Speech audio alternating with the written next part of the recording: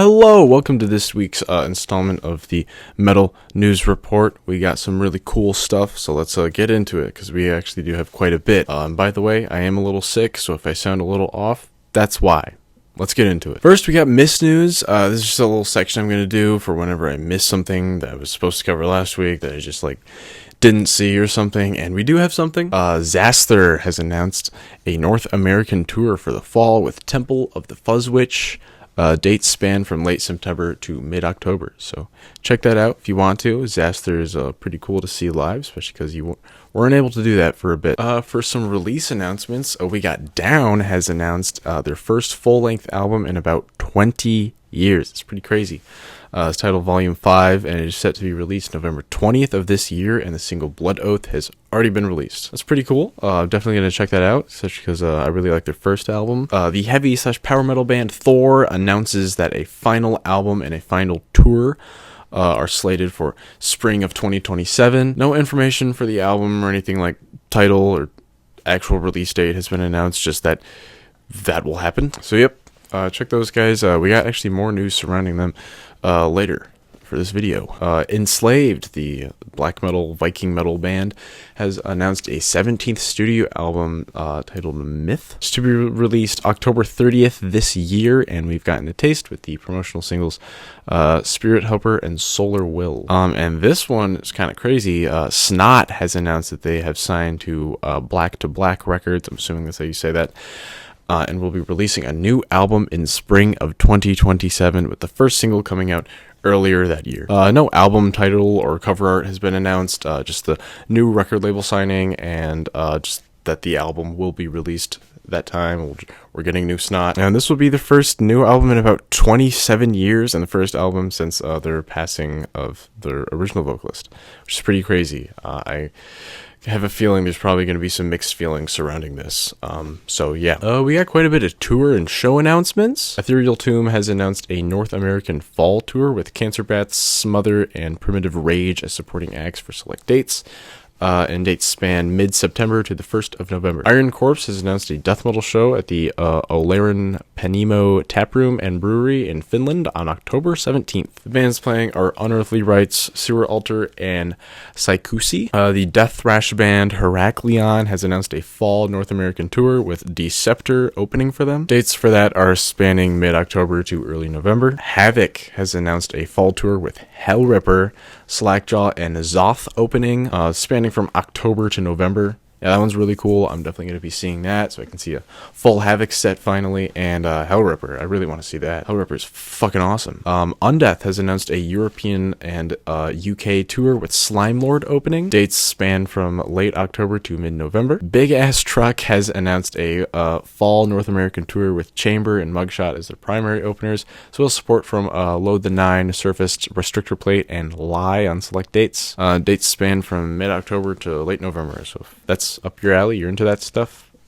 go check that out. Torso Fuck has announced a single show in Greenville, South Carolina on November 18th with 8-Ball, Vross, and Ripping as support. Hellstar has announced a one-off show at the Corktown Tavern in Detroit, Michigan on October 24th. Bands Demon Bitch and Wanted are the support acts. This is really cool. I'll definitely be going to this. I was not expecting a random Michigan date for Hellstar. They're really solid, and they're pretty old and don't really tour very often, so that's awesome. And Morbossidad has announced a final show of 2026 before they start working on their next album. The openers are the Black Temple, Nyog Fablids, I think that's how you say that, Infestation of Evil, and Scum, and it's taking place in El Paso, Texas on October 24th. Festival announcements. We still have quite a bit to go over, like last week. The Bass and Fire Fest announces Batushka has been added to next year's lineup.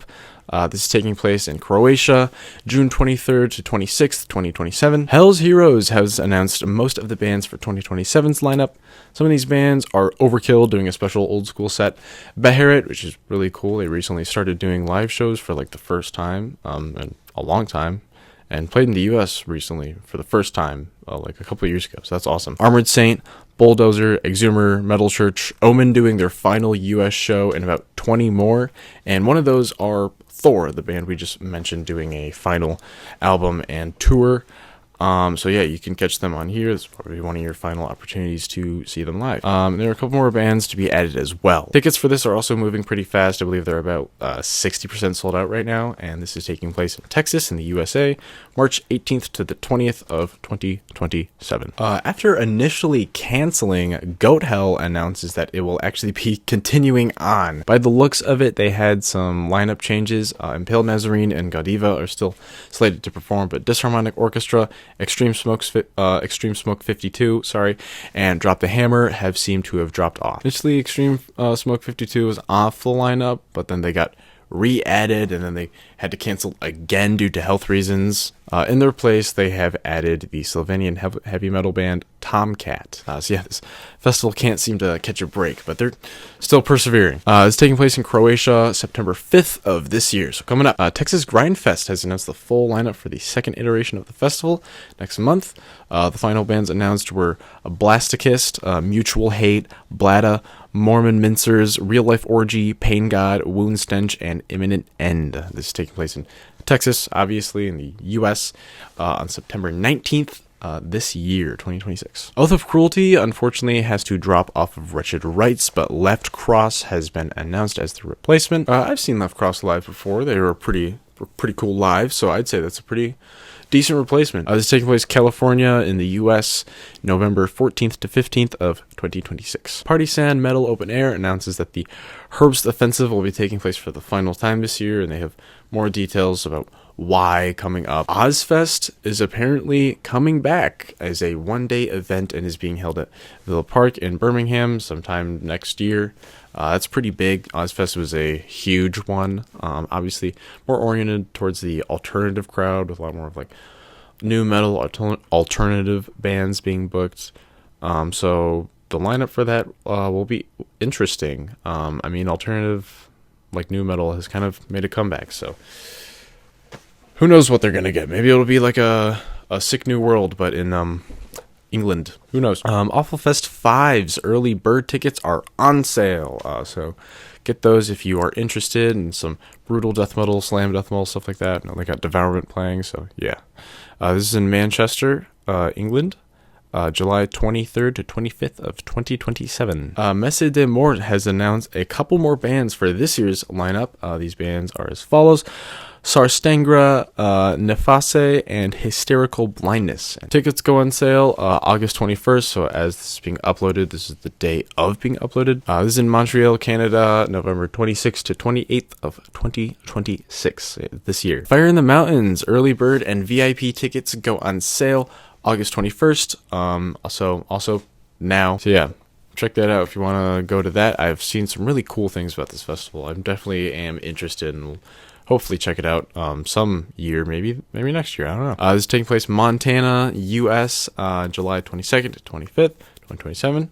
I'm actually going to Montana to see Slayer. And then we do have some pretty shitty news. Sound of Brutality Fest, which was slated to happen this year, October 31st to November 1st in Florida, has been canceled due to venue complications. The city of Jacksonville didn't allow Hard Love, which I believe is one of the festival organizers, to host the main stage. So they were forced to look for another venue, but couldn't find one sufficient for what they're trying to do. So that really sucks that this festival has to be canceled because of that. That's it for festival news. Lineup changes. We have one thing. Pestilence has found their new bassist. More information surrounding them will be announced soon. So yeah, if you were looking to be Pestilence new bassist, too late. Sorry. We do have 2 deaths, unfortunately, to go over. The legendary horror special effects artist who also helped design Slipknot masks, Screaming Mad George, has passed away at 69. May they rest in peace. And the longtime drummer for the band ZZ Top, Frank Beard, has passed away at 77. And I mean, dude spent a long time with the band for almost the entirety of their existence as a band. So that is a huge loss. May he rest in peace. Maybe they'll do like a tribute show. I can imagine that would be pretty fair, since he's been with the band for as long as he has. And then for miscellaneous, we have some interesting ones. First off, Gorgasm has announced that they've teamed up with the record label and distributors Arson Theory to work out the issues that were preventing them from having their entire catalog on streaming services, so expect all of their music back on streaming soon. The Metal Archives has made a post announcing they've reached 200,000 bands archived, which is pretty insane. During Abbot's set at Sorry Helvete, I think that's how you say that, he would storm off the stage after only playing for about 2 to 3 minutes. He would also come out without corpse paint, which kind of immediately was a bit strange to people, but then the whole thing happened of him just storming off stage. Yeah, I don't think we really know what happened yet, so hopefully he's doing okay. Hopefully he's not relapsing or anything like that, because Abbott has had struggles with alcoholism in the past, which has caused similar things to happen with the band. But he's been clean, so. And Maynard James Keenan has opened a sushi bar in Arizona. So, in case you are curious as to what the bald guy from Tool's up to, it's evidently not making a new album. But, you know, as long as he's doing what he actually wants to do, that's fine. I don't want him to force a new Tool album, especially if it's going to be as boring as the one that we got a bit ago. And now the probably the most interesting news for a little bit. The co-founder of Reversed Records and record producer and engineer, Rob Shellcross, has posted an 8-page statement on social media, basically accusing Gene Hoglan, drummer from Death Clock, Death, Testament, bunch of other stuff, of being greedy and dishonest with money. He claimed that Gene has unpaid invoices for the aforementioned Reversed Records, which is also the label that put out the most recent Dark Angel album. Among this, he'd also claimed that Gene still had yet to properly pay tons of people who had assisted in the creation of the album and past musical endeavors, including Rob himself, who allegedly still hasn't been paid for the 2 years it took to create the album. Gene would also apparently be very restrictive over how much control Rob would have as a producer, and was very stubborn when it came to the issue of the AI usage of the album cover. I will say the AI criticism is pretty painfully hypocritical. Since leading up to the statement, Rob has been posting a bunch of AI slop making fun of Gene, and one of the artists he's been promoting is very clearly AI. All of this is alleged, obviously. And Gene Hoglan responded within the day, claiming that he will be taking this to court. He denies ever withholding money from anyone, even claiming that he was the one who paid for most of the creation of the album. I think he even said he paid for all of it. Don't quote me on that. Alongside this, he would basically downplay how much money was lost over the whole debacle, pointing out that there wasn't really much profit made to be distributed to begin with, which I find very believable. Metal is not really a profitable genre. He also alleges that Rob took over the Death to All and Dark Angel social media accounts, kicked the members off, and repurposed them for his own artistic endeavors. Now, I obviously can't confirm or deny this, but I do have a very sneaking suspicion that the claims of him hijacking the Death to All and Dark Angel accounts are true. That AI artist that I mentioned him shilling, I was randomly following him, despite having no memory of following him, not even being aware of the art that the dude was putting out. And it was just, I was very confused. However, I do remember following Death to All and Dark Angel, and I do remember having to refollow another account for them. So, pretty suspicious. Not to mention, there are also other people that I'm mutuals with on those socials that also follow that AI artist account that doesn't follow anything Rob Shellcross does, or really, like, hardly anything Gene Hoglan does besides Death and Death to All. So, I think there might be a bit of credibility to that. Can't confirm it, can't deny it, but I think it may be true. Don't hold me accountable. It's still alleged. And Rob Shellcross has responded to Gene Hoglan's response by editing a smear of feces over it. Yeah, which is not surprising. Leading up to this, Rob Shellcross, the AI stuff he was posting about Gene was just like AI pictures of Gene holding and being covered in poop, I guess. We'll see how this turns out. As Gene said, he's taking this to court, so obviously it's becoming a bit more of a legal matter now, which that can be years and years of endless court bullshit before it gets resolved, so who knows. Yep, that's all I have for this week. Tune in for next week. I may have some really awesome news to break you, but who knows? It could be a slow news week. I don't know. I'm not going to promise you anything. I can't predict the future. Thanks for checking this out. If you want more, subscribe, like, share. Really helps with motivation. Yeah, thanks for checking this out.